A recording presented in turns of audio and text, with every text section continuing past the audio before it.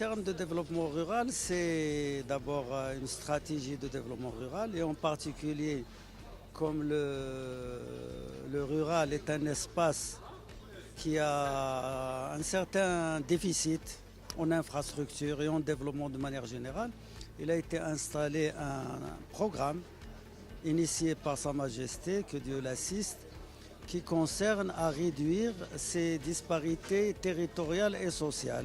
Et en particulier, c'est l'intervention de plusieurs ministères, du Fonds de développement rural et de l'Initiative nationale de développement humain, et également de l'ONI, électricité, branche électricité et branche eau potable, l'éducation, la santé, pour pouvoir, et bien sûr les accès, les routes et tout ça, pour pouvoir un peu mettre à niveau l'espace rural.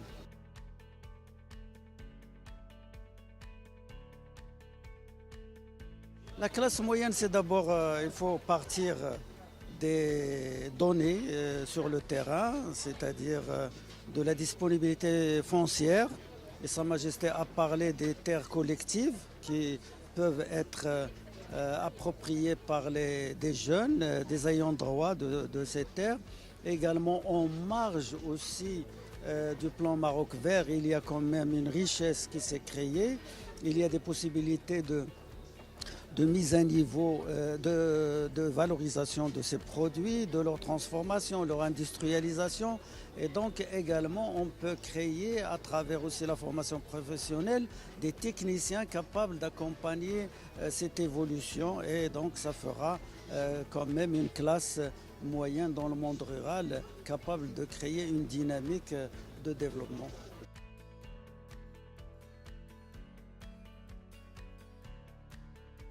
La classe moyenne, c'est, vous savez, moi je pense la classe moyenne, sa définition diffère du haut commissariat ou des intervenants ou des gens qui s'intéressent académiquement. Mais en gros, vous avez les pauvres et vous avez la classe qui est un peu sensible, qui peut aller à la classe moyenne, comme elle peut retomber dans la pauvreté. Ben c'est ça, la classe moyenne, c'est de tirer un peu les marginaux et les pauvres vers une classe, disons, où la personne est digne, où elle a tout ce qu'il faut en ce qui concerne une sorte de SMIC territorial disposant de santé, d'éducation et également d'activités génératrices de revenus.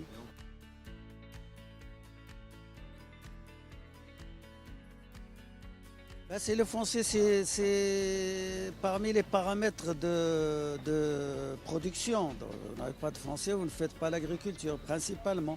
Mais vous n'avez pas que l'agriculture, vous avez bien sûr les services, vous avez le conseil, vous avez le tourisme rural, vous avez l'artisanat également. Donc vous avez une série d'activités en dehors. Mais il faut se rendre à l'évidence, c'est l'agriculture qui fait travailler 80% des ruraux.